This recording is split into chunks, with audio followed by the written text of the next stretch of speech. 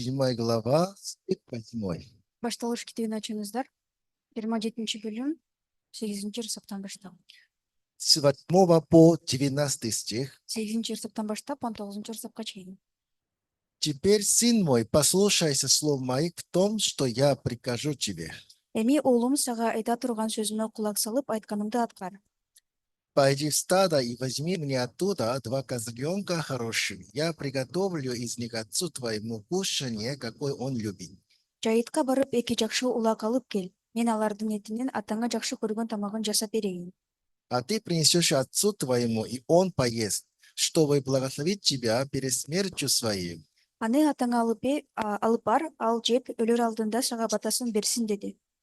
Яков сказал Ревекке, матерь своей, Исав, брат мой, человек косматый, а я человек гладкий. Жакып апасы Ребеккага бир тууганым Исап түктүү, мен болсо түксүзмүн. Может статься, ощупай меня, отец мой, и я буду в глазах его обманщиком и наведу на себя проклятие, а не благословение. Атам мени сыйпалап көрсө, мен анын алдында алдамчы болуп, бата ордуна каргыш алып калбайын деди. Мать его сказала ему, на мне пусть будет проклятие твое, сын мой, только послушайся слов моих и пойди, принеси мне. Апасы уулуна, уулум, сага тие турган каргыш мага тийсин. Менин сөзүмдү гана угуп айтканымды алып кел деди. Он пошел и взял и принес матери своей, и мать его сделала кушанье, какое любил отец его. Ал барып апасына айтканын алып келди. Апасы анын атасына жакшы көргөн тамагын жасап берди. И взяла Ревекка богатую одежду старшего сына своего Исава, бывшую у нее в доме, и одела в нее младшего сына своего Якова. Анан Ребекка үйүнөн тун баласы Исаптын жакшы кийимдерин алып, кенже уулу Жакыпка кийгизди. А руки его и гладкую шею его обложила кожею козля.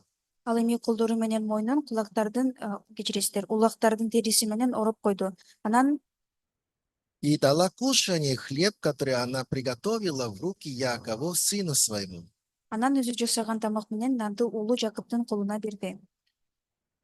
Он вошел к отцу своему и сказал, отец мой. Тот сказал, вот я, кто ты, сын мой? Ал атасына кирип, ата деди. Атасы, мына мен, сен кимсиң, уулум деди. Яков сказал отцу своему, я Исав, первенец свой, я сделал, как ты сказал мне, встань, сядь и поешь дичи мои, чтобы благословила меня душа твоя. Жакып атасына, мен тун уулуң Исаппын, айтканыңды аткардым. Өйдө болуп отуруп, мен алып келгенин илбесин этинен жеп, анан мага батаңды бер деди. Когда в Америке впервые верующие пересекли именно туда, в восточную сторону Америки, Качан Америка шаары чыгыш тарапка өткөндө, эти американцы именно поселились вдоль именно восточных стран. ошол Америка элдери чыгыш жеринде жайгашышты. Так как в то время не было средства для именно передвижения, Ал учурда каражат жок болгондугуна байланыштуу, они именно в степях американского континента, они обнаружили дикую лошадь. алар жайлууга окшош жерде атты табышты. И тогда люди, да, набрасывали на шею, да, лошадь именно как лассо. Жана аттын кармаш үчүн анын мойнуна кармагыч жегти ыргыта башташты, аркан. Когда они поймали лошадь, с того момента начинается борьба между лошадью и человеком. Качан алар атты кармаганда, ошол учурда күрөш башталат аттын жана адамдын ортосунда. Малые люди, да, они цеплялись за веревки, которые обитые, да, вокруг ее шеи. Алар жаш адамдар малды кармагандан кийин тартышчу. Тогда лошадь, да, бешено скакать, и даже это, она тащила именно людей по земле. Ал абдан тынчсызданып качканда алар учуп да кетишчү ордуна жылып. Даже сопротивляясь, да, она сбрасывала вот этих людей, и люди получали травмы. Ал ат каршы чыккандыгына байланыштуу алар жыгылып кокус тачууда. И такая борьба несколько дней продолжается. Ошондой күрөш бир нече күн уланат. И в конце концов именно лошадь, да, им достигла тела. Аягында ат күчүн жоготот. С того времени начинается процесс приручения. Ошол учурдан баштап үйрөнүү убактысы башталат. Тогда корм дает, Атайын тамак беришет, себис, морковь дает. совет беришет. И с того момента уже она, как лошадь сама понимает. Ошол учурдан баштап ат өзү түшүнө баштайт. Именно происходит такое осознание. Ага түшүнүү келет. Я не могу одолеть людей. Мен бул адамдарды жеңе албайм. После того, как такое осознание приходит, Качан аларга ушуну түшүнүү келгенде, она начинается послушаться и подчиняться. ал тил алып баштайт. Теперь и на спине лошади, да, уже прирученный, да, хозяин сидит, Эми үйрөтүлгөн аттын үстүнө адам дагы отура алат кожоюну. тогда лошадь движется согласно по его командам хозяина. Жана ат кожоюн айткандай жол тартат. Тогда лошадь и человек очень близко приближается. Ошондо ат жана адам абдан жакындай баштайт. Даже в некоторых случаях даже лошадь становится частью семьи. Кээ бир учурда үй бүлө мүчөсүнө дагы кирип калат аттар ошол. И таким образом американцы именно на восток дальше именно так поселились. Ошондуктан Америка элдери восток чыгыш жерлерине жайгаша баштаган. Духовная жизнь тоже абсолютно одинакова. Руханий жашоо дагы окшош. Да, Бог является хозяином нашей жизни, Кудай биздин жашообуздун кожоюну, но у нас есть и характер, как дикая лошадь. бирок өзүбүздүн мүнөзүбүз бар, жапайы. Поэтому между человеком и Богом тоже борьба идет. Ошондуктан Кудайдын жана адамдын ортосунда дагы күрөш болот. Эта борьба такой лет продолжается, знаете, Бул күрөш канчага чейин созулат билесиздерби? осознание происходит. Түшүнүүгө чейин. Я не могу победить Бога. Мен Кудайды жеңе албайт экем. Я не могу победить Бога. Мен Кудайды жеңе албайм. С этого момента Ошол учурдан баштап Слово Бога начинает проникнуть в нашу душу Кудайдын сөзү биздин жүрөгүбүзгө түшө баштайт. и ведет нашу жизнь. Жана биздин жашообузду жолдойт. Тогда через этого человека то, что раньше для этого человека было невозможно, и начинает проявиться. Жана буга чейинки адамга мүмкүн болбогон нерселер пайда көрүнө баштайт. Это называется христианская жизнь. Бул христиандардын жашоосу деп айтылат. Через нас проявляется жизнь Христа. Биз аркылуу Исанын өмүрү көрүнөт. Поэтому Библия в многих местах показывает такой момент. Ошондуктан китепте көп жерлерде ушул нерсе көрсөтүлгөн. Как человек боролся с Богом. Кантип адам Кудай менен күрөшкөндүгү жөнүндө. Мы посмотрим одно место. Бир жазууну карайбыз. Бытие 32 глава, Башталгыс 32 бөлүм, 24 стих. 24 ырса.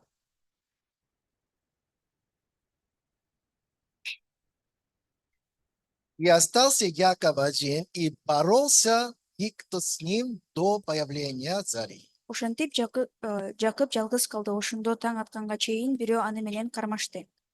И увидев, что не одолевая его, коснулся состава бедра его и повредил состав бедра у Якова, когда он боролся с ним. Ал Жакыпты жеңе албастыгын көрүп, аны менен кармашып жатканда жамбаш тарамышына тийип мертинтип койду. И сказал: опусти меня, ибо взошла заря. Яков сказал: не опущу тебя, пока не благословишь меня. Анан ал кое бер мени, таң атып кетти деди. Жакып ага мага батаңды бермейинче кое бербеймин сени деди. И сказал: как имя твое? Он сказал: Яков. Ал Жакыптан атың ким деп сурады. Ал Жакып деп жооп берди. И сказал: а ныне имя тебе будет не Яков, а Израиль, ибо ты боролся с Богом и человеком одолевать будешь. Ошондо ал мындай деди: ушундан тартып сенин атың Жакып эмес, Исраил болот. Анткени сен Кудай менен адамдар менен кармашып жеңип чыктың. К сожалению, из-за Адама человек родился во грехе. Деке каршы адамдын айынан адамдар күнөн ичинде төрөлүштү. Поэтому стандарт добра и зла, от которого мы принимаем важные решения жизни, Ошондуктан жамандык менен жакшылыкты айырмалаган стандартыбыздын негизинде чечим чыгарган. сам стандарт уже заражены грехом. Ошол стандарт күнөөгө байланган. То есть наш стандарт сам и верный. Мындайча айтканда биздин өзүбүздүн стандартыбыз туура эмес. Но так как мы верим самому себе, Бирок өзүбүзгө ишенгендигибизге байланыштуу. Пока мы считаем, что такой кривой, неправильный стандарт добра и зла, это как верным считаем. Ушундай кыйшак туура эмес, өзүбүздүн жамандык менен жакшылыкты айырмалаган стандартыбыз туура деп эсептегенде, Поэтому автоматически слово Бога, которое отличается от нас, мы считаем неверным. ошондо биздин сөзүбүздөн айырмаланган Кудайдын сөзүн туура эмес деп эсептейбиз. Поэтому из-за этого между Богом и нами постоянная борьба идет. Ошондуктан Кудайдын жана биздин ортобузда дайыма күрөш болот. И когда эта борьба заканчивается? Бул алышуу аяктайт. Когда вы поймете, что оказывается, я не прав.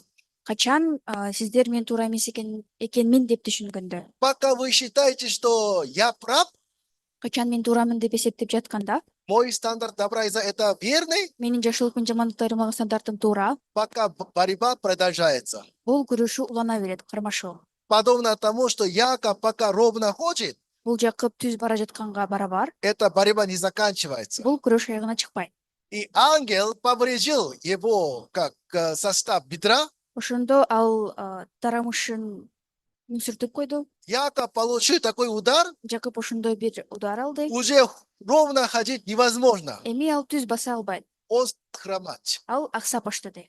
Уже ровно не может ходить. Эми ал түз баса албайт. Он хромает. Аксап. Теперь с того момента Бог сказал, теперь тебе имя Израиль. Ошол учурдан баштап сенин атың эми Израил деп айтты. Ты победил все. Сен бардыгын жеңдиң деп. Когда? Качан? Когда он больше не может ровно ходить. Качан ал мындан ары түз баса Он албаганда. уже хромает. Эми ал аксап жатат. Уже он не может говорить, что мой стандарт верный. Эми ал менин стандартым туура деп айта албайт. А это неверный. Бул туура эмес экен. Это больной. Бул ооруган. Это неправильный. Бул туура эмес. С этого момента Ошол учурдан баштап Бог говорит нам, Кудай бизге мындай дейт. ты победил. Сен жеңдиң. С того момента Ошол учурдан мы баштап можем управлять на все. биз бардыгын үстүнөн башкара алабыз. Амин. Амин. Поэтому Библия нам что говорит? Ошондуктан жазуу бизге эмне дейт? Исайя, 1 глава, 11 стих. Исайя, 1 глава, стих 11. Ишая 1-бөлүм 11-ырсак. К чему мне множество жертв ваших, говорит Господь, я пресыщен всесожжениями овнов и тукам окормленного скота и крови тельцов и агнцев и козлов не хочу. Мага силердин көп курманды чалганыңардын кереги эмне дейт Теңир. Мен силердин бүтүндөй өрттөлүүчү курмандыкка чалган койлоруңарга борго байлап семиптилген малдардын айына тойдум.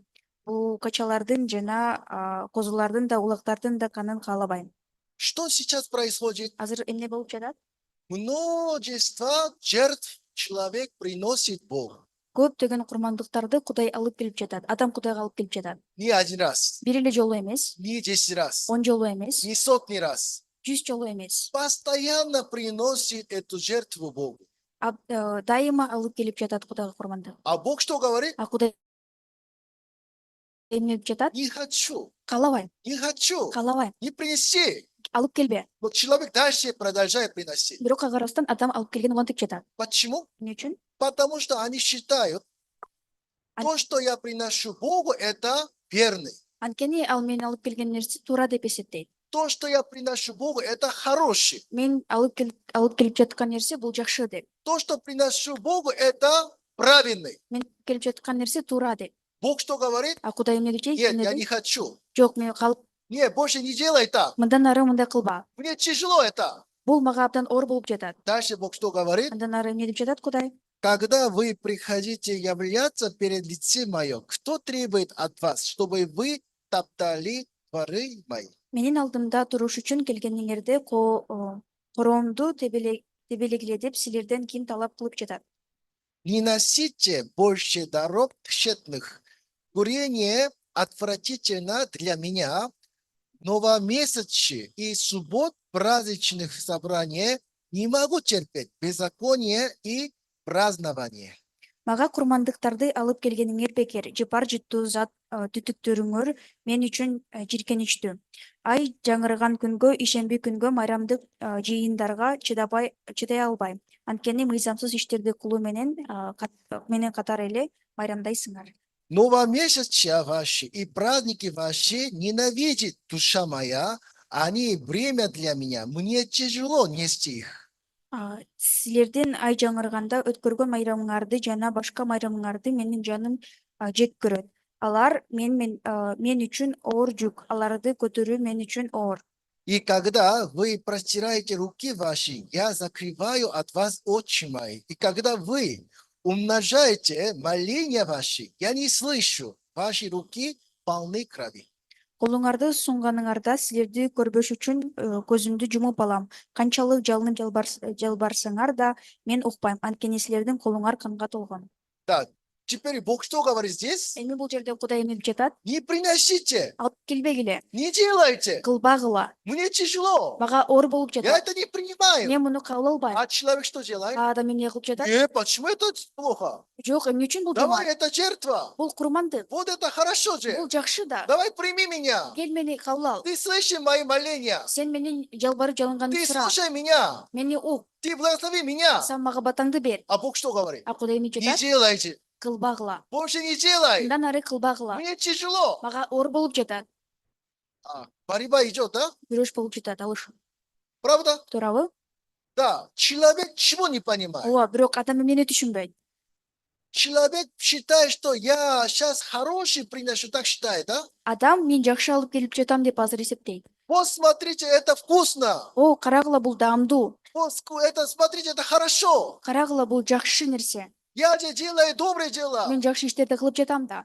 Я же именно малоимущих кормлю. Мен колумда жокторго жардам берип жатам. Я именно хорошее дело делаю. Жакшы иштерди аткарып жатам. Ты прими меня. Сен мени кабыл ал. А Бог что говорит? А Кудай эмне жатат? Не делай больше так. Мындан ары андай кылба дейт. Мне тяжело. Мага оор болуп жатат. Я такой не принимаю. Мен мындай нерсени кабыл албайм. Почему? Эмне үчүн? Потому что ваши руки полны крови. Анткени силердин колуңар канга толгон. Например, да, Мисалы, как мой сын менин уулум на улице, да, вот это грязью игрался. көчөдө кир менен ойноду, топурак менен. И с такими грязными руками Ошол топурак колдору менен ылай, он держит шаурму. ал ылай колу менен ошол шаурманы кармайт. Потом говорит, папа, кушай шаурму. Анан ата бул шаурманы же дейт. Тогда я что говорю? Анда мен эмне деп жооп берем? Нет, не могу кушать. Жок, мен муну жей Шаурма албайм. вкусно. Бул шаурмадан даамдуу. Но я не могу кушать. Жок, мен муну жей албайм. Почему шаурма хорошо же? Эмне үчүн шаурма жакшы да? Это шаурма хорошо, это не важно. Бул шаурма жакшы экендиги Твоя маанилүү рука эмес. грязная. Сенин колуң кир, таза эмес. Так же, Ошондой эле это хорошая жертва. бул жакшы курмандык. Это хорошие дела. Бул жакшы иштер. Это добрые дела. Бул абдан жакшы иштер. Господь, ты почему не принимаешь? Теңир сен эмне үчүн кабыл албай жатасың? Потому что твои руки полны крови. Анткени сенин колуң канга толгон. Я не могу принимать. Мен кабыл ала албайм. Я это не буду слушать. Мен муну укпайм. Такая борьба идет. Ушундай алышуу болот. Такое продолжается, Бул канчага чейин созулат? пока человек понимает, что, оказывается, все, что я делаю для Бога, Бог это не принимает. Адам мен кылган нерсе туура Кудай кабыл албай тургандыгын түшүнгөндө. Потому что я где родился? Анткени мен кайсыл жерде Во төрөлгөндүм? грехе. Күнөөнүн ичинде. Где зачала меня моя мать? Мени кайсыл жерде апам Беззаконие. болгон? Мыйзамсыздыкта. Поэтому именно я сам по себе, как семя греха, Ошондуктан мен өзүм эле күнөөнүн үрөнүндөймүн. я сам по себе, как семя злодеев, Өзүм мен жамандыктын үрөнүндөймүн. а эта земля сама уже проклятая земля. Бул жер өзүнүн өзү эле карабашка кылган экен. Поэтому Бог больше от этой земли не принимает. Ошондуктан мындан ары бул жерден курмандык Кудай кабыл албайт. Я сам человек, который согрешил. Мен күнөө кетирген адаммын. Я сам человек, который имеет греховные сущности. Мен күнөөкөр, башынан эле күнөөкөр адаммын. Такой я что-то приношу Богу, Ошондой мен Кудайга алып келем. Бог это не может принять. Кудай бул нерсени кабыл албайт. Бог не может благословить меня. Кудай мага батасын бере албайт. Когда этот человек понимает, Качан адам ошону түшүнгөндө, тогда душа человека перед Богом ломается. ошондо адамдын жүрөгү Кудайдын алдында сынат. Когда душа человека перед Богом ломается, Качан Кудайдын алдында адамдын башы ийилгенде, как дикая лошадь перед человеком ломается. Ал жапайы ат адамдын алдында ийилгенге барабар. С того момента, как человек на спине лошади сидит и управляет, Адам аттын үстүнө отуруп башкаргандай эле так через Слово Бога в нашем сердце может управлять нашей жизнью. ошондой эле Кудайдын сөзү дагы биздин жашообузду башкара алат. Аминь. Аминь. Мы посмотрим Бытие 26 глава, 2 стих.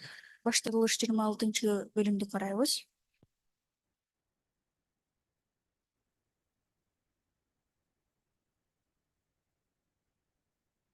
Господь явился ему и сказал: не ходи в Египет, живи в земле, о которой я скажу тебе.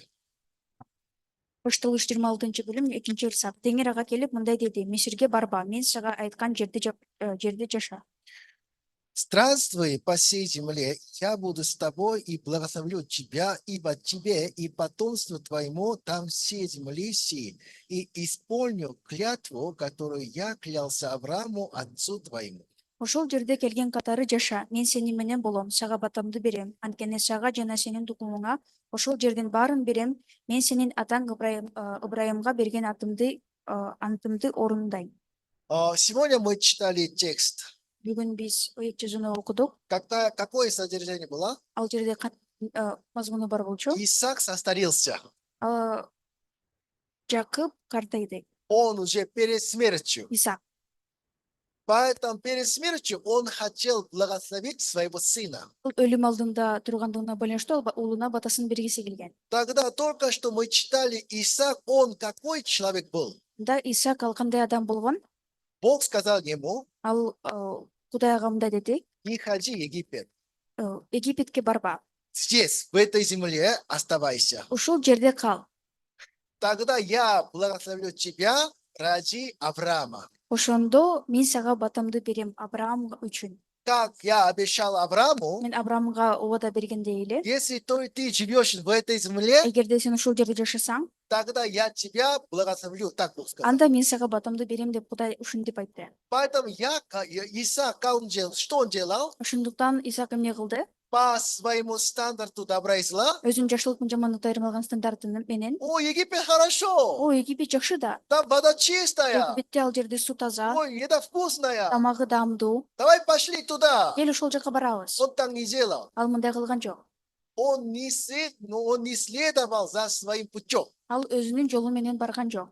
Он не следовал за своим решением. Ал өзүнүн чечиминин артынан барган жок. Как Бог сказал ему: Ал Кудай эмне деп айтса, здесь, ошол жерде, на этой земле, ошол жерде живи. сен жаша. Иисус что сказал нам? Иса бизге эмне деди? Прибудете в моем слове. Менин сөзүмдө болгула. Тогда вы истинно мои ученики. Ошондо чыныгы силер менин шакирттеримсиңер. Истину познаете. Чындыкты биле аласыңар. И истина сделает вас свободными. Жана ошол чындык силерди эркиндикке чыгарат. Аминь. Аминь. Тогда Исаак этому научился. Ошондо Исаак ага ошол нерсеге үйрөндү. И Исаак знает, что когда Бог благословляет нас, Жана Исаак качан бизге батасын берерин да билет. перед смертью, Өлүм алдында Исаак хотел эту веру передать. ошол ишенимди бергиси келген. Перед смертью Өлүм алдында он хотел это благословение Бога передать. ошол Кудайдын батасын бергиси келген. Именно сегодня в 27 главе Бүгүн биз окуган 27 бөлүм. уже Якову исполнилось 40 лет. Ошол жерде Жакып 40 жашка, Получается, в доме отца атасынын үйүндө Яков сколько лет жил? Жакып канча жашаган? 40 лет, 40 жыл жашаган. да? Туурабы? Тогда 40 лет Исаак что сказал, что говорил бы Якову? Анда 40 жыл бою Исаак эмне деп айткан Жакыпка? Что Исаак говорил Якову? Исаак Жакыпка эмне деп айткан? Да? Бог благословит тебя. Кудай сага батасын берет. Все, что ты делаешь, Бог благословляет. Сен кылган нерсенин баардыгына Кудай батасын Бог берет. благословляет твоих детей. Кудай сенин уулуңа батасын берет. Бог исцеляет тебя. Сени айыктырат.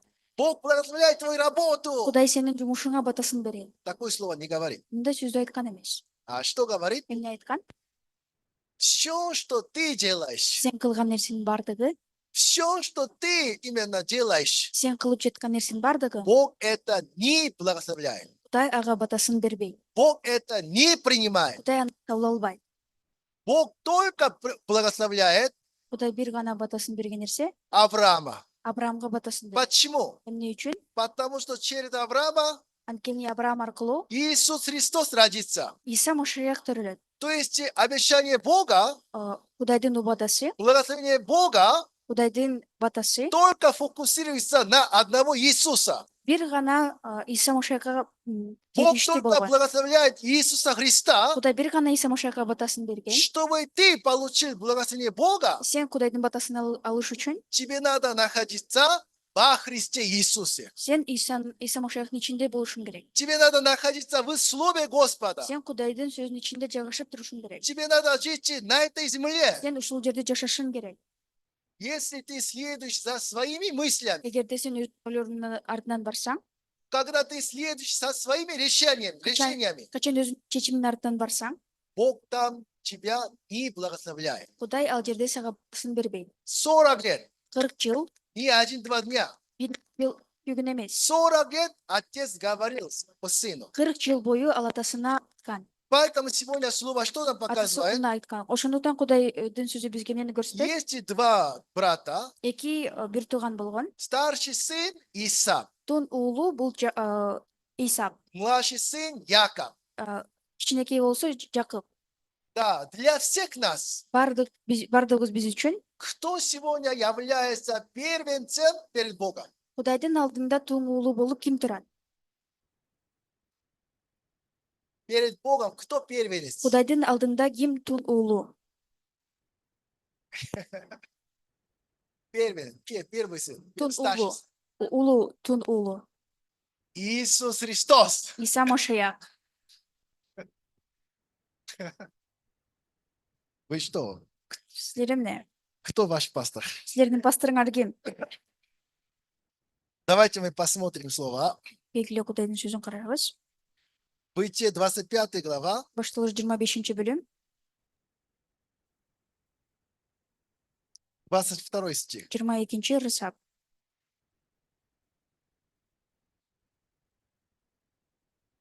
Сыновья в утробе ее стали биться. И она сказала, если так будет, то для чего мне это? И пошла попросить Господа. Курсагында жаткан балдары тепкилеше баштаганда ал мындай деди: эгер мындай боло турган болсо, анда мага жашоонун эмне кереги бар? Анан Теңирден сураганы кетти.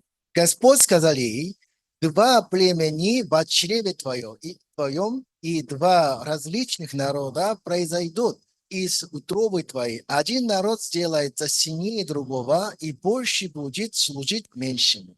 Теңир ага мындай деди: курсагыңда эки уруу эл жатат, курсагыңдан эки башка эл чыгат. Бири кичинесинен күчтүү болот, улуусу кичүүсүнө кызмат кылат. Да, теперь смотрите. Эми караңыздар, Бог только благословляет первенца Иисуса Христа. Кудай бир гана тун уулу Иса Машаяга батасын берет. Аминь. Аминь.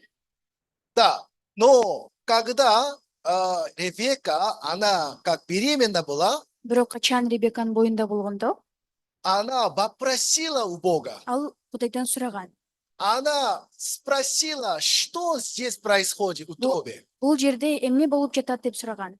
Тогда Почему? Бог сказал ей, Анда Кудай ага мындай деген: больше будет служить меньшим. чоңу кичинесине кызмат кылат. Тогда Ревека, что она поняла? Анда Ребека эмнени түшүнө алды? Воля Бога, Кудайдын эрки. да, хотя Бог только благословляет первенца, Кудай бир гана тун уулуна батасын берсе, но Бог хочет, чтобы Яков получил это благословение Бога. бирок ушул Жакып батасын алуусун каалайт экен Кудай. Это что это значит? Бул эмнени билдирет? Бог только благословляет Иисуса Христа, Кудай бир гана Иса Машаяга батасын берет, но Бог хочет, чтобы мы все получили такое благословение Бога. бирок биз бардыгыбыз ушундай Кудайдын батасына ээ болуубузду каалайт. Поэтому Яков сам по себе не может получить благословение Бога. Ошондуктан өзүнөн өзү Эйсап өз күчү менен Кудайдын батасын ала албайт. Потому что Бог только благословляет только первенца. Кene Кудай бир гана тун уулуна гана батасын берет. Тогда, чтобы Яков получил благословение Бога, что нужно? Анда бата алыш үчүн эмне керек? Надо оставить свой вид, Өзүнүн көрүнүшүн калтырып, надо по образу первенца, анда тун уулунун элеси менен во имени первенца, тун уулунун аты менен именно одетую первенца, тун уулунун кийимине кийинип, так надо стоять перед отцом. атасынын алдында ушундай олтуруш керек. Тогда только отец благословляет его. Ошондо гана атасы ага батасын бере алат. Только Иисус один без греха родился. Бир гана Иса Машаяк күнөөсү жок төрөлгөн. Бог только может благословить только одного Иисуса. Кудай бир гана Иса Машаякка батасын бере алат. А мы все, А биз болсо мы бардыгыбыз родились от Адама. биз Адамдан төрөлгөнбүз. Мы все родились во грехе. Биз күнөөнүн ичинде төрөлгөнбүз. У нас нет права получить благословение Бога. Биз Кудайдын батасына ээ боло албайбыз. Библия что говорит? Китеп эмне дейт? Римлян 3:23. Римдиктерге 3:23. Потому что все согрешили Анткени бардыгы күнөөгө тиришти. и лишены славы Божьей. Ошондуктан Кудайдын ырайынан ажырашкан. Если вы согрешили, Эгерде силер күнөөгө кирген болсоңор, если вы родились во грехе, эгерде силер күнөөнүн ичинде төрөлсөңөр, у нас нет условия получить благословение Бога. анда Кудайдан баталга турган биздин шартыбыз жок. У нас нет права получить, зарабатывать благословение Бога. Жана биз Кудайдын батасына ээ боло албайбыз. Мүмкүнчүлүк Чтобы жок. получить благословение Бога, Биз Кудайдын батасына ээ болуу үчүн нельзя самим собой стоять перед Богом. Кудайдын алдында туруп керек. Господь, я такой добрый человек. Мен ушундайдан жакшы адаммын. Господь, я такой красивый Мен человек. ушундай сулуу адаммын. Я такой хороший Мен человек. абдан жакшымын. Я 40 дней пост держал. Мен 40 күн орозо кармадым. Я многим людям помогал. Көп адамдарга жардам бердим. Я никогда не матерился. Мен эч качан жаман сөз айткан эмесмин. Ты меня благослови. Сен мага батаңды бер. Тогда этот человек получит проклятие. Анда бул адам каргышка гана ээ боло алат. Потому что Библия что говорит? Анткени китеп эмне дейт? Все согрешили, Бардыгы күнөөгө тиришти. лишены славы Божьей. Ошондуктан Кудайдын ырайынан ажырашкан. Никто Эч ким по своим добрым делам өзүнүн жакшы иштери менен не может получить благословение Бога. Кудайдын батасына ээ боло албайт. Но Ревека, она поняла. Бирок Ребека түшүндү. Бог не желает, что Яков погибнет. Жакып аны өлүшүн Бог каалабайт. не желает, что Яков умерет. Кудай Жакыптын өлүшүн каалабайт. Поэтому что надо? Ошондон эмне керек? Этого Якова надо делать Исавом. Ал Жакыпты эйсап кылыш керек. Сам по себе человек не может получить благословение Бога. Адам өз күчү менен Кудайдын батасына ээ боло албайт. Чтобы получить благословение Бога, Батасына ээ болуш үчүн потеряв свой вид, өзүнүн көрүнүшүн жоготуп, приняв образ Иисуса, Кудайдын элесин кабыл алып, приняв сердце Иисуса, Кудайдын жүрөгүн кабыл алып, приняв одежду Иисуса, Кудайдын Исанын кийимин кабыл алып, приняв имя Иисуса. жана Исанын атын кабыл алып, Во имени Иисуса надо стоять перед Богом. Исанын аты менен Кудайдын алдында туруш керек. По одежде Иисуса надо стоять перед Богом. Кудайдын алдында Исанын кийими менен туруш керек. Все наши вид покрывается одежду Иисуса. Биздин баардык көрүнүшүбүз Исанын кийими менен жабылат. Все наши образы покрываются именем Иисуса. Жана биздин баардык элесибиз Исанын аты менен жабылат. Когда Бог смотрит на нас, Качан Кудай бизге караганда, больше наш вид не видно. биздин Только Иисус видит. бир гана Иса көрүнөт. Только Иисуса видно. Бир гана Иса гана көрүнөт. Тогда Бог благословит нас. Ошондо Кудай бизге батасын берет. Ради Иисуса Христа. Иса Машаяк, Во Христе Иисусе. Иса Машаяктын ичинде Всякое небесное благословение Бога бардык асмандагы Кудайдын Бог баталары нам дает. бизге берет. Кому? Кимге? Только тем, кто вошли во Христос. Бир гана Иса Машаяктын ичине киргендерге. Только тем, кто одеты одеждой Иисуса Христа. Бир гана Исанын кийимине кийингендерге. Тем, кто приходит к Богу во имени Иисуса Христа. Жана Кудайга Исанын ысымы менен келгендерге. Только так Господь Бог благословляет человека. Ушинтип Кудай адамдарга батасын берет. Аминь. Амин. Но Бирок многие люди этого не знают. көп адамдар буну билишпейт. Поэтому что Библия говорит? Ошондуктан китеп эмне дейт? Сегодня текст Бытие 27 глава, 8 стих. Бүгүн окуган жер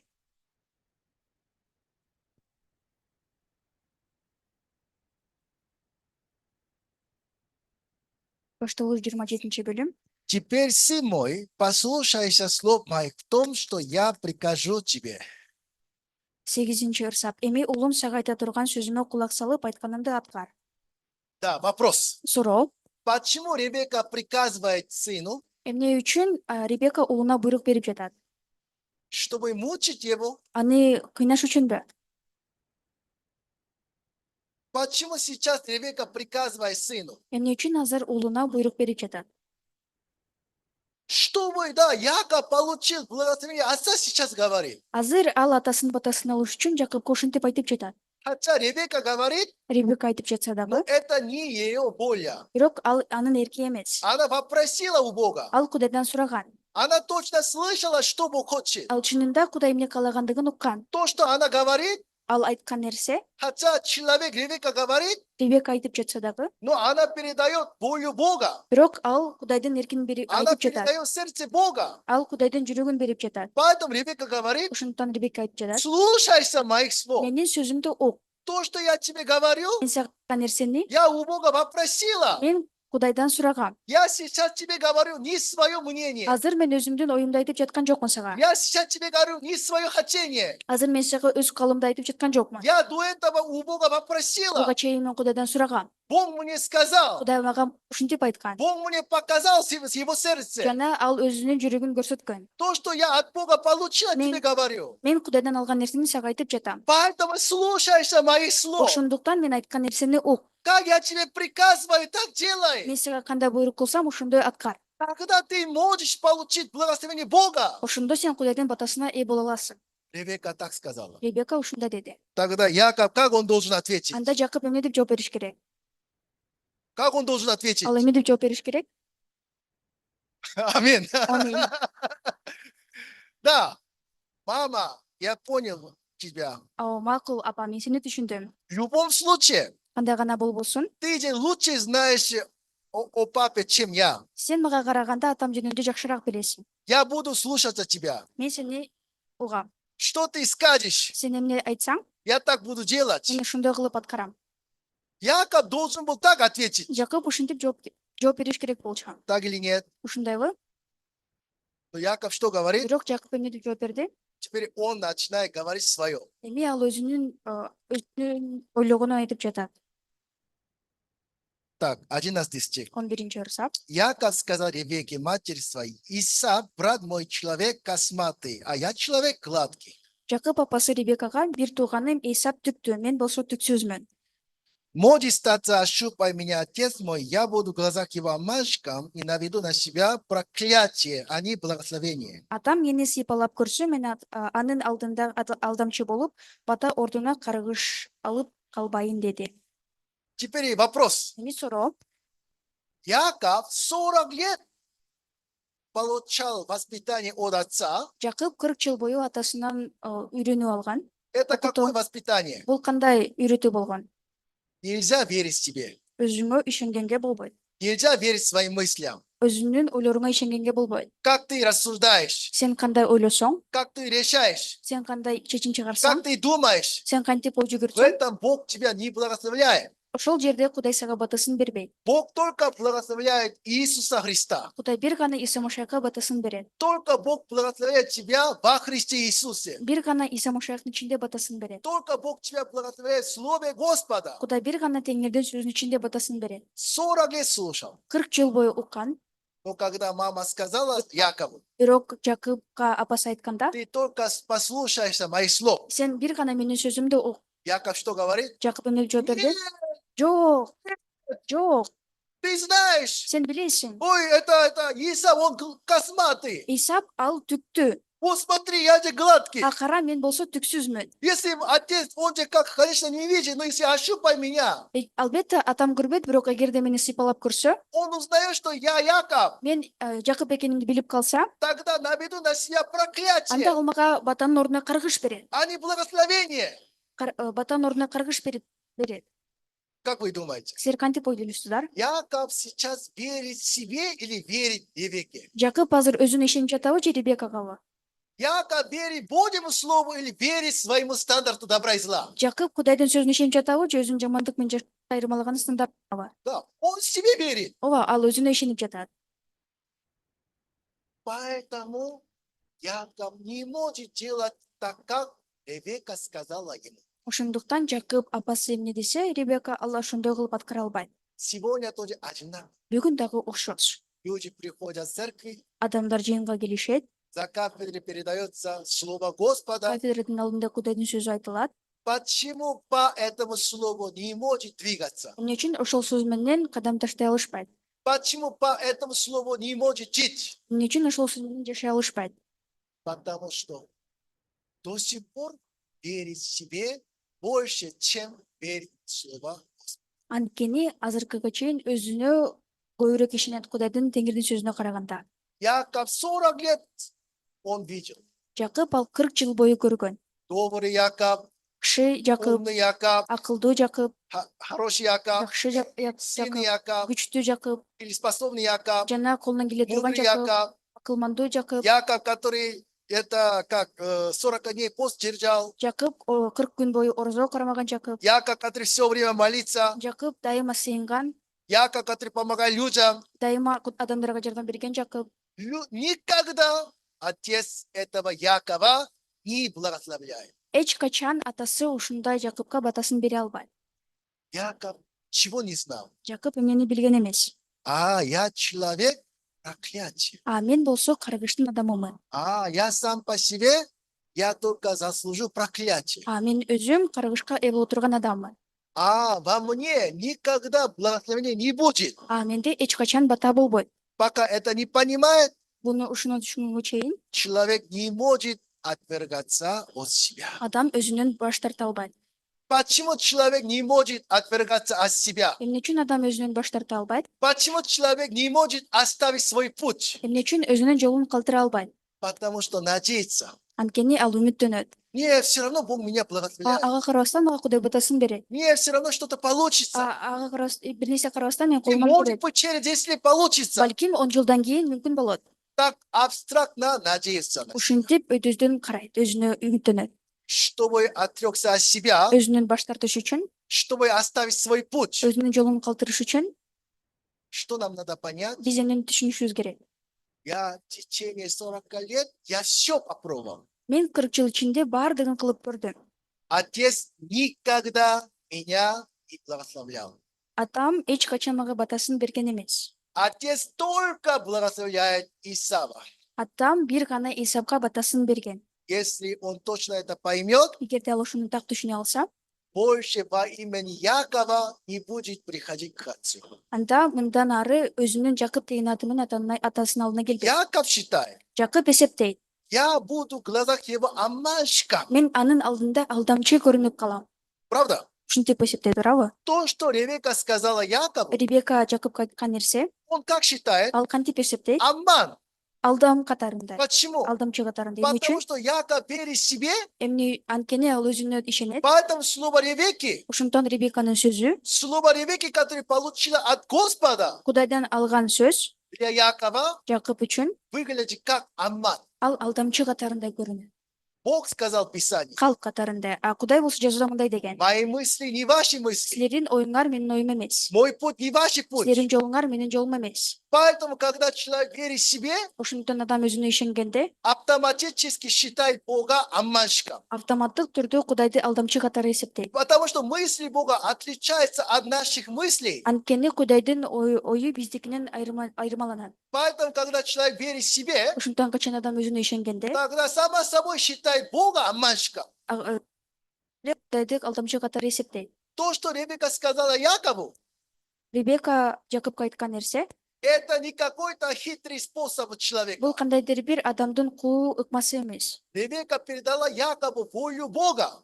Ребека Жакыпка Кудайдын эркин айтты. Ты никогда не можешь получить благословение Бога Яковом. Сен эч качан Жакып катары туруп Кудайдын батасына ээ боло албайсың. Ты только Исавом должен получить благословение Бога. Сен бир гана Исап болуп туруп Кудайдын батасына ээ боло Ни аласың. один человеком получить благословение Бога не может. Бир дагы адам катары Кудайдын батасына ээ боло албайт. Только последствия Иисуса Христа. Бир гана Иса Мушайк аркылуу, Только во Христе Иисусе. бир гана Иса Мушайктын ичинде, Только одетый Иисуса Христа. бир гана Исанын кийимине кийинип, Только там можно получить благословение Бога. ушинтип гана Кудайдын батасына болуу мүмкүнчүлүгү бар. Но Яков что говорит? Бирок Жакып эмне деп жатат? Я не буду так делать. Жок, мен мындай кылып Это в глазах его я буду выглядеть как обманщик. атамдын алдында мен алдамчы көрүнүп калам. Тогда я наведу на себя проклятие, Анда мага каргыш тиет, а не благословение. батанын ордуна. Вы подумайте. Ойлонуп көрүңүздөр. Допустим, он честный, да? Мисалы, ал калп айткан адам Поэтому он эмес. пришел к отцу. Ошондон ал атасына келди. Папа, здравствуй. Ата, саламатсызбы? Кто ты, мой сын? Сен кимсиң? Я же твой сын Яков. Сенин улуң мен Жакыпмын. Ты благослови меня. Сен мага батаңды бер. А Исаак что говорит? Исап эмне дейт? Я тебе говорил 40 лет. Исаак, мен сага 40 жыл бою айткам. Я тебе 40 лет говорил. Мен сага 40 жыл бою айткам. Я никогда Якова не благословляю. Эч качан Жакупка батамды бербейм. Я только благословляю только Исава. Мен бир гана Исаакка батамды берем. Я 40 лет тебе говорю. Мен сага 40 жыл бою айткам. Я только благословляю Иисуса Христа. Мен бир гана Иса Машайка батамды берем. Ты почему пренебрегаешь меня? Сен эмне үчүн мени четке кагып жатасың? Выжму. Чыгары. Тебе только проклятие. Сага бир гана каргыш бол. Если он честно сказал. Эгерде Да, чынчылыкты папа, айтса, я Яков. ооба ата мен Жакыпмын. Он никогда не может получить благословение Отца. Анда ал эч качан атасынын батасына ээ боло албайт. Амин. Амин.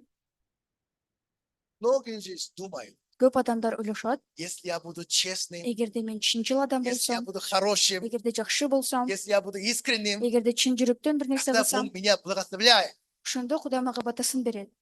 Не обманывайтесь, сатана. Шайтандын нерсеси менен алданбагыла. Бог никогда Кудай эч качан не благословляет доброго человека. жакшы адамга батасын бербейт. Бог никогда Кудай эч качан не благословляет хорошего человека. жакшы адамга батасын бербейт. Потому что добрый Борокет. человек тоже согрешил. Анткени боорукер адамдагы күнөө кетирген. Хороший человек тоже согрешил. Жакшы адамдагы күнөө кетирген. И то, и другое все лишены славы Божьей. Биринчиси да экинчиси дагы баардыгы Кудайдын ырайымынан ажырашкан. На этой земле Бул жерде единственный тот, кто может получить благословение Бога, бир гана Кудайдын батасына ээ боло турган адам, только Иисус Христос. бир гана Иса Машаяк. Амин. Амин. Это есть вера в Иисуса Христа. Бул ушул Иса Машаяк менен. В этом есть разница между христианской верой и другой религией. Жана башка диндин жана чыныгы Иса Машаяка ишенген адамдардын ортосундагы айырмачылык ушул. В последнее время Акыркы учурда христианская вера очень серьезно испорчилась. христиан ишеними чынында абдан бузулган. Даже нету никакой различия. Эч кандай айырмасы жок. Но мусульмане тоже говорят, что делайте добро. Мусулман адамдар дагы жакшы иштерди аткаргыла дейт. Христиане тоже говорят, что делайте добро. Христиандар дагы жакшы иш аткаргыла дейт. Буддисты тоже говорят, что делайте добро. Буддисттер дагы жакшы иш аткаргыла дейт. А какая разница? Кандай айырмасы бар? Давайте не надо друг другом делиться, не надо. Келгиле биз бөлүнбөйбүз. Давайте мы делаем одну религию. Биз бир дин чыгарабыз. Это называется экуменикал движение. Бул экономикалык кыймылдоо деп аталат. Одна религия. Бир дин Что это значит? бул эмнени билдирет? Христианская вера и буддизм разницы нету такой смысла. Бул эмнени билдирет? Христиан ишеними жана Будда ишеними айырмасы жок. Вы только делаете добро. Анткени силер бир гана жакшы Тогда иштерди Бог аткарасыңар. благословляет. Ошондой сага батасын берет. Поэтому религия и христианская вера какая разница? Ошондуктан кандайдыр бир дин жана христиан ишеними кандай айырмасы бар? Христианская вера не такая. Христиан ишеними мындай эмес. Библия что нам говорит? Бизге китеп эмне дейт? Потому что все согрешили, Бардыгы күнөө кетиришти. лишены славы Божьей. Ошондуктан Кудайдын ырайымынан ажырашкан. На этой земле Даңкынан бул нет жерде ни одного достойного, кто может зарабатывать благословение Бога. бир дагы татыктуу Кудайдын батасына болгон адам жок. Поэтому Бог только благословляет Иисуса Христа, Ошондуктан Кудай бир гана Иса батасын берет, который является ковчегом спасения. куткаруунун кемеси болгон. Кто войдет в ковчег, Ким кемеге кирсе, кто находится внутри ковчега, ким кеменин ичинде болсо, тогда может победить суд Божий. ал анда Кудайдын сотун жеңе алат. Кто войдет во Христос, Ким Машаяктын ичине кирсе, кто находится во Христе Иисусе, ким Иса Машаяктын ичинде болсо, тогда только может одолеть суд Божий. ошондо гана Кудайдын сотунан чыга алат. Добрый человек, Жакшы адам, хороший человек, боорукер адам, красивый человек, сулуу адам, человек, который 40 дней пост держал, 40 күн бою орозо кармаган адам, человек, который именно долго молился, көп убакыт бою сыйынган адам, но если вне ковчега находится, эгерде кеменин сыртында болсо ушул адам одни во время суда погиб. бардыгы ал сот учурунда өлүшөт, өлүмгө учурашат. Амин. Амин. Поэтому Ребекка сказала так, Ошондуктан Ребека мындай деди. 13 стих. 13-урсак. Мать его сказала ему: на мне пусть и будет проклятие твое, сын мой, только послушайся слов моих и пойди принеси мне. Апасы уулуна: уулум, сага этей турган каргыш мага тийсин, менин сөзүмдү гана угуп, айтканымды алып кел деди. Да, какое-то изменение произошло. кандайдыр бир өзгөрүү болду. Какое изменение? Кандай өзгөрүү? В 8 стихе 8 сапта она сказала, слушайся слов моих. ал менин сөзүмдү ук деп айткан. В 13 стихе 13 сапта она говорит, что только послушайся слов моих. бир гана менин сөзүмдү гана ук деп жазылган. Слушайся слов моих, это что? Менин сөзүмдү ук деген эмне, кандай мааниге ээ? Когда тебе понятно, Качан сага түшүнүктүү болгондо, когда тебе нравится, качан сага жагымдуу болгондо, тогда ты послушайся. ошондо гана ук. Когда ты согласен, Качан сен макул болсоң, тогда ты делай так. ошондо аткар. Только послушайся, что? Бир гана ук деген эмнени билдирет? Не важно, что тебе нравится, не нравится. Сага жагабы, жакпайбы жок, Тебе понятно, непонятно. сага түшүнүктүү же түшүнүксүз. Ты просто, как я тебе говорю сейчас, так просто делай. Сен жөн гана мен сага эмне деп жатсам, ошондой аткар. Тогда ты можешь получить благословение Отца. Ошондо сен атаңдын батасына ээ боло аласың. Это большая разница. Бул абдан чоң айырмасы бар. Большинство людей Көп адамдар живут как в 8 стихе. 8 сапта жашашат. Когда им понятно, Качан аларга түшүнүктүү когда им болгондо, нравится, качан аларга жакканда, по своему рассуждению добра и зла. өзүнүн ой жүгүртүүсү боюнча, жакшылык менен Им кажется жамандыктын добро. боюнча ал жакшы боорукер нерсе болуп эсептелет. Им кажется справедливо. Ал адилеттүү нерсе болуп эсептелет. Тогда это делают. Ошондо гана аткарышат көрүнгөндө.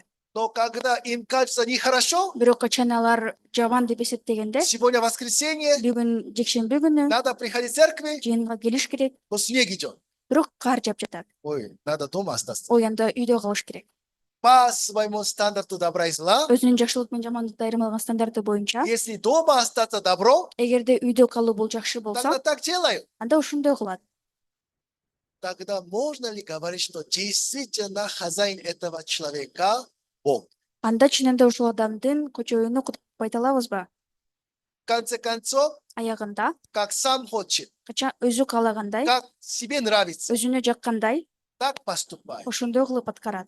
Поэтому Ревека сказала, Ошондон Ребека мындай деди: на мне пусти проклятие твое. сенин каргышың мага тийсин.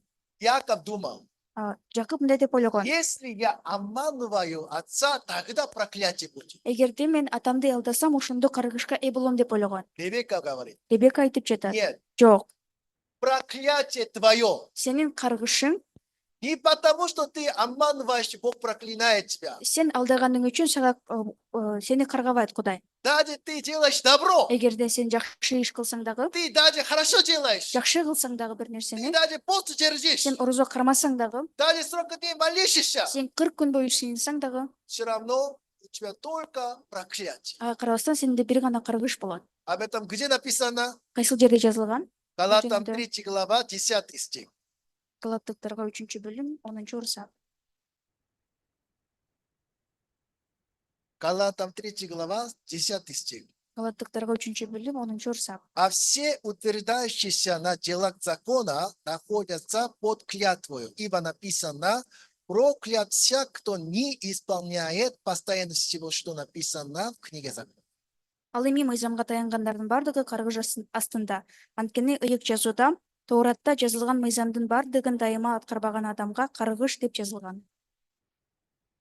Так, тогда здесь что написано? Бул жерде эмне жазылып турат? Если все, что в книге закона написано, постоянно всего не исполняет, Эгерде Тооратта жазылган несин бардыгын аткарбаса, тогда под клятвою написано, анда каргыш алдында жазылып турабы? да, Жазылып турабы? проклятие написано, Каргыш деп жазылып турабы? тогда Анда вопрос. суроо. Среди вас кто постоянно всего соблюдал? Дайыма аткарган адам барбы? А есть кто постоянно соблюдал? Дайыма аткарган адам барбы? Я все соблюдал. Мен баарын аткардым. Я постоянно всего, Библии, все, закона я соблюдал. Мен китептеги бардык Есть мыйзамдарды такой аткардым. человек? Ушундай адам барбы? Да. Поэтому, Ошондуктан, если мы постоянно всего не исполняли все законы, эгерде биз бардык мыйзамдарды аткарбасак, тогда я добрый человек, анда мен жакшы все равно адаммынбы? проклятие. Жакшы адам болсом Я дагы, долго молился, көп сыйынсам все дагы, равно проклятие. ага карабастан каргышка айбы. Я многим людям помогал, Эгерде мен көп адамдарга Всё равно жардам берсем дагы, проклятие. ага карабастан каргыш болот. я квартиру продал, Мен патеримди сатып, я пожертвовал, курман алып келди. Все равно проклятие. Ага карабастан каргыш Почему? болот. Эмне үчүн? Стандарт Божий что? Анткени Кудайдын стандарты Если кандай? ты постоянно всего не исполнял все, что написано в книге закона, Эгерде Торатта жазылган бардык нерсени дайыма аткарбасаң, тогда вся проклятие написано. анда бардыгы каргыш болот деп жазылып турат да. Тогда Яков, Анда Жакып, ты потому что ты обманываешь проклятие. сен алдаганың үчүн каргышка каргыша албайсың. Не потому что ты согрешишь по этому проклятию. Сен күнөңгө байланыштуу каргышка болбойсуң. Другими словами говоря, Тескерисинче айтканда, не надейся на то, что если я не буду грешить, эгерде мен күнөө кылбасам дегенге үмүттөнгөнүм башка, если я буду хорошо делать, эгерде мен жакшы кылсам, тогда Бог меня благословит. Так не надейся. ушинтип мен жакшы кылсам Кудай мага батасын берет деп таянба. Ты грешишь, не грешишь. Сен күнөө кетиресиң, кетирбейсиң, Все равно ты постоянно всего не соблюдал. ага карабастан сен бардыгын дайыма аткарган. Поэтому ты обманываешь, не обманываешь, все равно тебе только проклятие. Ошондуктан сен алдайсың, алдабайсың, дайыма каргыш болот. Это проклятие. Ушул каргыш. Твое проклятие. Сенин каргышың Пусть и на мне. мага тийсин. Это истина. Ушул жакшы кабар. Амин. Амин. Галатам 3 глава 10 стих. Галаттарга 3-бөлүм 10-орса. Христос искупил нас от клятвы закона, сделавшись за нас клятвою, ибо написано: проклят всяк, висящий на древе. Галаттарга 10-бөлүм 13-орса. 3-бөлүмгө жүрөсүздөр. Ыбрайымга берилген бата Иса Машаяк аркылуу бутпарастарга да берилиши үчүн жана биз ишеним аркылуу бадаланган рухту алышыбыз үчүн. Иисус Христос, как Он избавил нас от греха? Иса Машаяк кантип бизди күнөөлөрдөн бошотту? На древе, на кресте только какой человек распятся? Айкаш чыгышта кандай гана адам кадалат? Да, проклятый. Каргышка болгон. Правда? Чынбы? Иисус, Он никогда не грешил. Иса эч качан күнөө көтөргөн эмес. У Него не было причины получить проклятие на древе. Ал айкаш чыгышта күнөө отурган, Он за что получил проклятие? ал каргышка эмне болду? Это было его проклятие или было наше проклятие? Анын каргышы беле же биздин каргышыбыз беле? Это было наше Ал проклятие. биздин каргышыбыз болчу. Какое проклятие? Кандай каргыш? Сколько бы я хорошо не делал бы. Канчалык мен жакшы Я кылбайм, 40 дней пост держу. 40 күн мен орозо кармайм, Я долго молюсь. көп сыйынам, Я всегда помогаю людям. дайыма мен адамдарга жардам берем. Я никогда плохое слово не говорю. Мен эч качан жаман сөз айткан эмесмин. Все равно Ага карабастан лишены славы Божьей. Кудайдын даңкынан Все равно ажырашкан. я должен попасть в ад. Мен ага карабастан тозокко барышым керек. Это было мое рождение. Бул менин төрүлүшүм ушундай болгон. Это была моя судьба. Бул менин тагдырым. Я должен попасть в ад. Мен тозокко барышым керек. Но Иисус, пусти на мне твое проклятие. Бирок Иса сенин каргышың мага тийсин деп айткан. Иисус взял на себя мое проклятие. Иса менин каргышымды алган.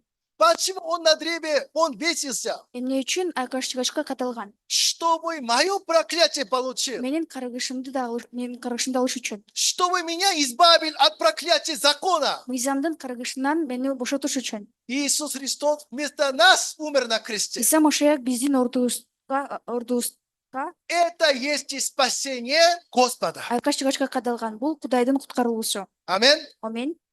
Мы посмотрим к Евреям 10 глава 10 стих. Еврейлерге 10-бөлүм 10-орса.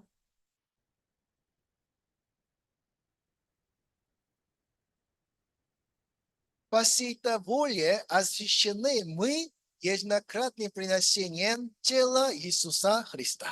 Биз Кудайдын ушул эрки боюнча Иса Машаяктын бир ирет курмандыкка алынып келген денеси аркылуу ыйыкталды. На мне пусти твое проклятие. Сенин каргышың мага тийсин.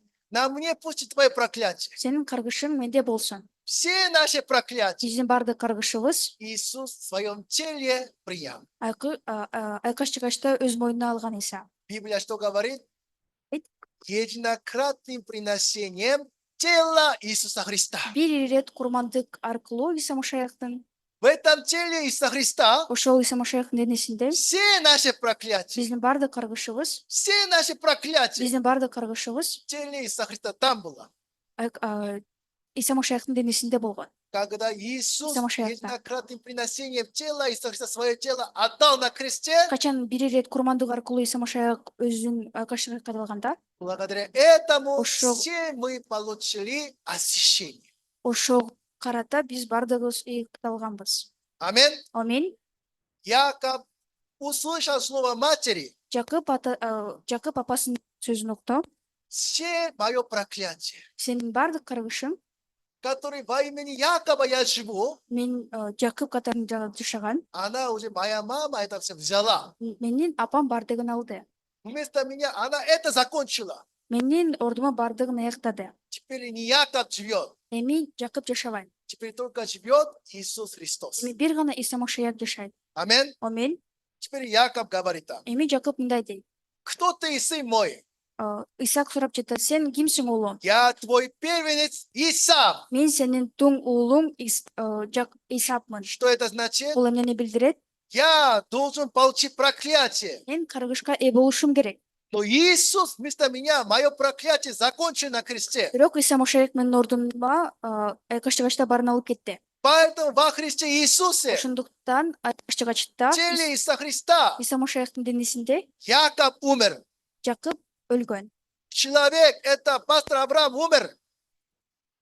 Авраам дагы айкаштыгачка каталган. Все мы умерли во Христе Иисусе. Биз бардыгыбыз айкаштыгачта өлгөнбүз. И мы теперь получили Его святости. Биз анын ыйыктыгына ээ болгонбуз. Мы получили Его праведности. Биз анын адилеттигине ээ болгонбуз. Получая оправдание даром, Анын ырайы менен биз ырайымга ээ болуп, получая освящение даром, жана бекер биз анын мы сделались праведными во Христе Иисусе. биз ал аркылуу акталдык.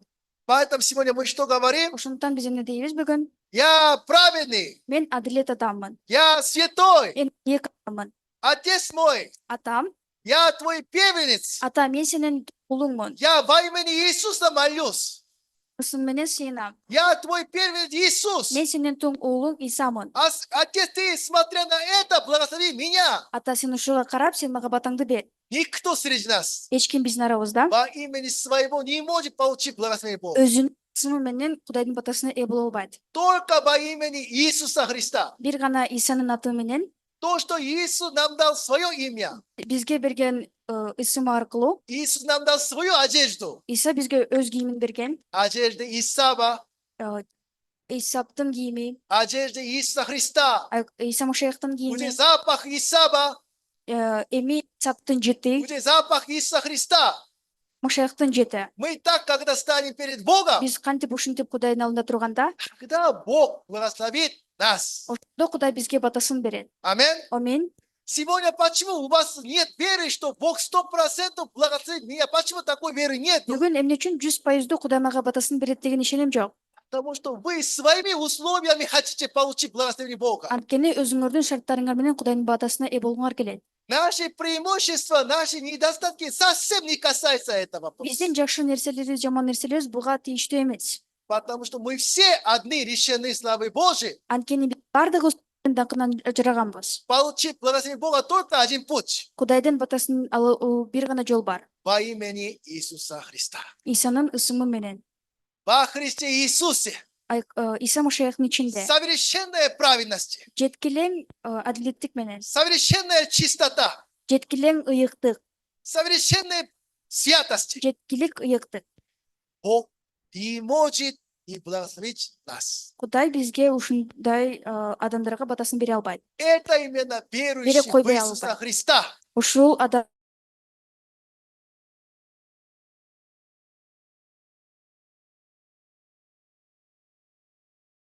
Кудай Иса мындай деген: Без меня менсиз никто эч ким не может приходить к Отцу. атама келе албайт. Без меня Менсиз никто не может приходить к Отцу. эч ким менин атама келе албайт. Среди вас. Силердин Кто своими алдыңарда добрыми делами можете стоять перед Богом? ким өзүнүн жакшы иштери менен Кудайдын алдында тура алат? Кто своим условием можете получить благословение Бога? Ким өзүнүн шарттары менен Кудайдын батасына ээ боло алат? Все лишены, Бардыгы ажырашкан, все недостойны. бардыгы татыксыз. Единственный путь, Бир гана жол чтобы мы получили благословение Бога, Кудайдын батасына боло турган только одетый во Христе Иисусе. Иса Машаяктын ичинде Иса Машаяктын кийинип турган. Теперь спрашиваю, Эми сурап сын мой, жатат: кто ты? уулум, сен кимсиң? Я твой первенец Иса. Мен сенин тун уулуң Исапмын. Амин. Амин. Это есть вера. Бул ошол Кудайдын ишеними. Он явно знает. Ал чынында билет. Я же Яков. Мен Я Жакыпмын. же Яков. Мен Жакыпмын. Это слово Бога или свой стандарт добра и зла? Бул Кудайдын сөзүбү же өзүнүн жакшылык менен жамандыкты айырмалган стандартыбы? Свой стандарт добра и зла. Өзүнүн жакшылык менен жамандыкты айырмалган стандарты. Поэтому человек, который верит себе, Ошондуктан өзүнө ишенген адам до сих пор верит, что я по этому стандарту добра и зла, я могу получить благословение Бога, азыркыга чейин ушул нерсе аркылуу мен Кудайдын батасына ээ боло алам деп эсептейт. тогда только говорит такое слово. Анда бир гана мындай сөз чыгат. Я же Яков. Мен Жакыпмын. Я же Яков. Мен Жакыпмын да. Как я смогу говорить, что я Иса? Кантип мен Исапмын деп айта алам? Это же обман. Бул калп да. Так и сегодня одинаково. Ошондой эле азыр да окшош. В Библии написано, Китепте жазылган. получая оправдание даром по благодати Его искуплением во Христе Иисусе. Кудайдын ырайымы аркылуу биз эркиндикке ээ боло алдык. Судья Бог нас оправдал. Сот Кудай бизди актады. Люди говорят, Мындай я айтышат. же грешу, Мен күнөө кетирип я жатам же да. согрешил. Мен күнөө кетирдим. Как я могу говорить, что я праведный? Кантип мен адил адаммын деп айта алам? Не-не-не-не. Жок, жок. Я же грешный. Мен күнөөкөр адаммын. Как подобно тому, я же Яков. Мен Жакыпмын дегенге Как я могу барабар. говорить, что я Иса? Мен кантип Исапмын Я деп же айта алам? просто, я же Яков. Мен деген Жакыпмын да. Почему человек погибнет? Эмне үчүн адам өлүмгө учурайт? Потому что не верит в Слово Бога, Анткени Кудайдын сөзүнө ишенбейт, больше доверяет себе. өзүнө көбүрөөк ишенет. Больше доверяет своему стандарту добра и зла. Өзүнүн жакшылык менен жамандыкты айырмалган стандартына ишенет. До сих пор не понимает, что наши стандарты добра и зла и верны. Азыркыга чейин биздин жакшылык менен жамандыкты айырмалаган стандарты туура эмес экенин билбейт. Лукавое сердце человека более всего. Адамдын жүрөгү чексиз бузулган. Библия говорит, Китеп мындай дейт. на этом свете Бул жарык дүйнөдө самый большой обманщик. эң чоң калпычы Ваши стандарты добра и зла. силер жакшылык менен жамандыкты айырмалаган стандартыңар. Амин. Амин. Всегда меняется. Тыма алмашат. Как вам выгодно. Силерге ыңгайлуу болгондой, Всегда меняется. пайдалуу болгондой алмашат. Это разве правильный стандарт? Бул туура ошондо туура стандарт болуп эсептелеби? Это ложь. Жок, бул Сатана сказал, что это кушай. ушул нерсени же деп айткан. Сегодня Библия нам что говорит? Китеп бизге бүгүн эмне дейт? Так, к Евреям 10 глава 26. Еврейлерге 10 бөлүм 26 ырса.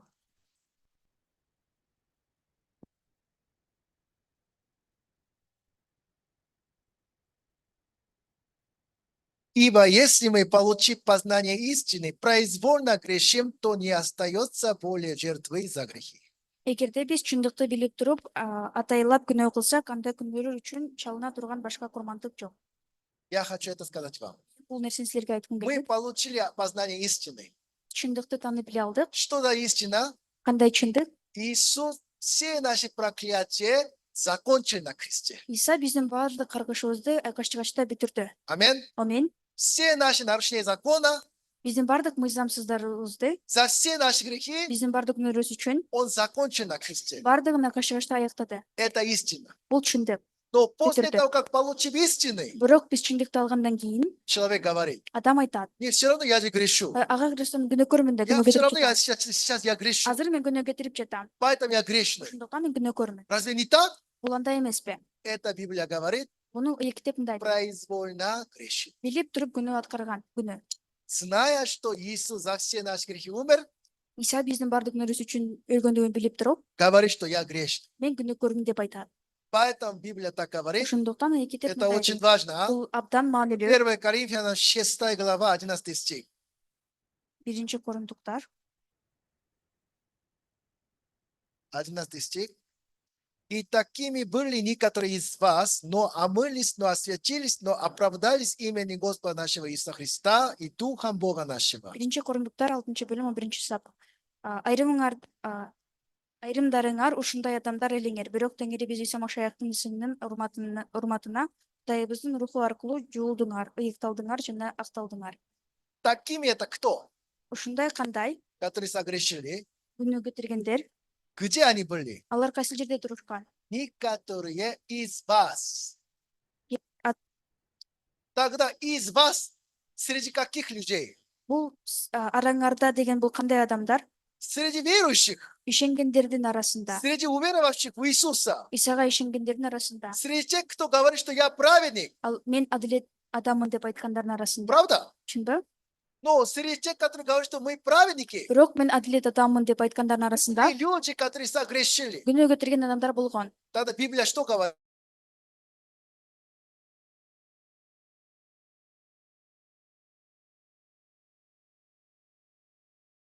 Как продолжается? Кантип уланып жатат. Но, Бирок омылись, акталдыңар, бирок осветились, ыйыптыңар, но оправдались написано. бирок акталдыңар.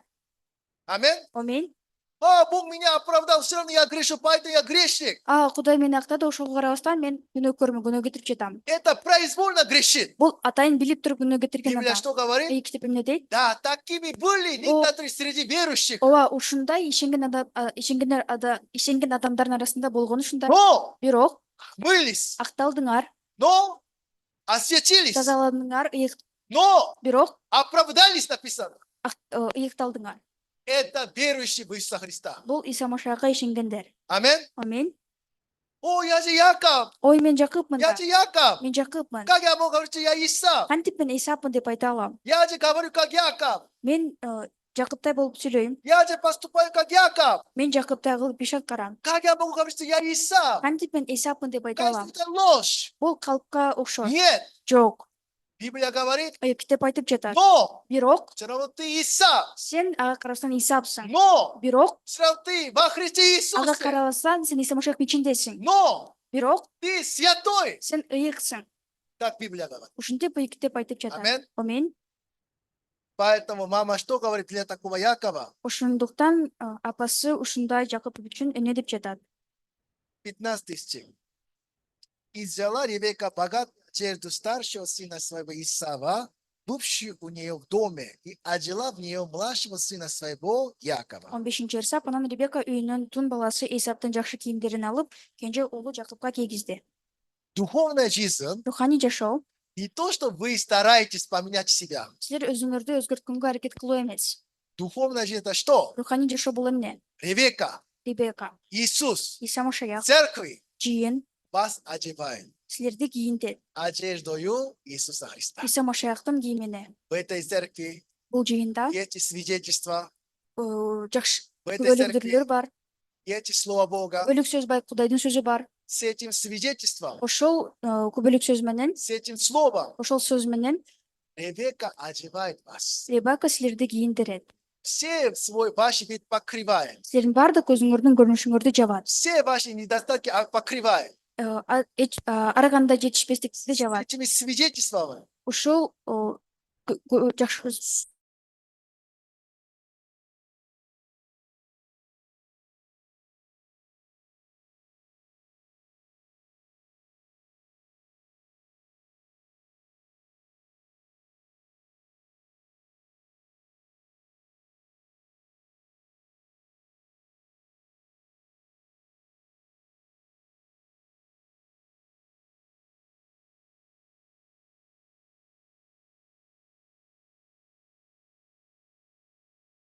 өзүбүздү кимдир бирөө кылбайбыз. нас делает Иисус. Бизди Иса Машаяк кылат. Нас делает Бог. Бизди Кудай кылат.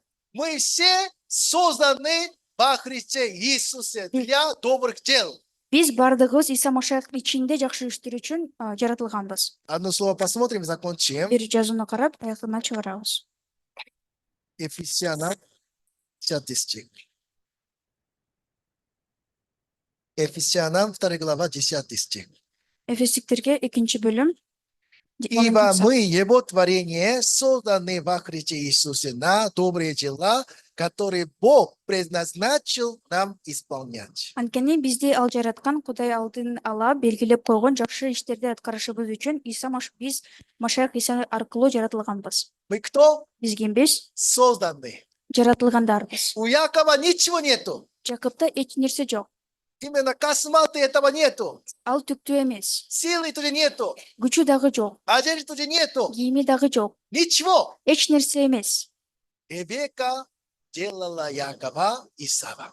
Ребекка Жакыптан эсап кылды. У нас ничего нету. Бизде эрсиси жок. Все, что у Иисуса есть, Исада болгон бардык у нас нерсе ничего нету. бизде жок. Ничего страшного. Эч нерсе эмес. Иисус, Иса это церкви, бул жыйын одевает вас эту одеждою Иисуса Христа. ошол Иса Машаяктын кийимине кийинтет. Чтобы весь мир, смотря на вас, Бардык дүйнөсүлөргө карап увидели Иисуса Христа. Иса Машаякты көрө алыш үчүн. Это настоящая христианская вера. Бул чыныгы христиан ишеними. Христианская церковь, Христиан жыйыны. через которую проявляется жизнь Иисуса Христа. Иса Машаяктын жашоосу көрүнгөн. Теперь мы все говорим одно слово. Эми биз бардыгыбыз бир гана сөз айтабыз. Сын мой, кто ты? Уулум, сен кимсиң? Я твой первенец, Иисус Христос. Сенин туң уулуң Иса Машаякмын. Аминь. Амин. Аминь. Амин. Вы все чистые, Сиздер бардыгыңыздар вы тазасыздар. все праведные. Бардыгы адилетсиздер. Аминь. Амин. На этом закончим. Ушмун аягына чыгарабыз. Давайте помолимся. Сыйынабыз. Дорогой Отец Небесный, мы благодарим Тебя. Асмандагы Ата, биз сага ыраазычылык билдиребиз. В нашей жизни Ты даровал нам прекрасную встречу с Евангелием. Биздин жашообузда эң жакшы маанилүү көрүшү бергенсиң, жакшы кабар менен. Когда мы не знали истину, мы все считали себя грешными. Качан биз чындыкты билбегенде, биз бардыгыбыз күнөөкөр адамдарбыз деп эсептегенбиз. После того, как Ты нам открыл наши глаза, Бирок качан сен биздин көзүбүздү ачкандан баштап, мы увидели, что мы уже во Христе Иисусе сделались праведными. биз Иса Машаяктын ичинде адилет болгондугубузду көрө алдык. Теперь смело можем говорить, что я праведник. Эми биз адилет адамбыз деп айта алабыз. Мы можем говорить, что я Исаак. Биз эми Исаакмын деп айта алабыз. Как Господь Бог благословил Якова, Кантип Теңир Жакыпка батасын бергенде, через эту веру, ошол ишеним аркылуу так и мы тоже через веру в Иисуса Христа Biz de- получили благословение Бога. биз дагы Иса болгон ишенимге аркылуу Кудайдын батасына ээ боло алдык. Мы благодарим Тебя. Биз сага ыраазычылык билдиребиз. Ты помилуй, чтобы это Евангелие распространялось по всей стране Кыргызстана. Сен ырайым кылуу ушул жакшы кабар бардык Кыргызстан жеринде таратылыш үчүн. С чего мы поручаем руки Твои, Баарын сен колуңа тапшырабыз. молились во имя Иисуса Христа. Исанын ысына сыйындык. Амин. Аминь.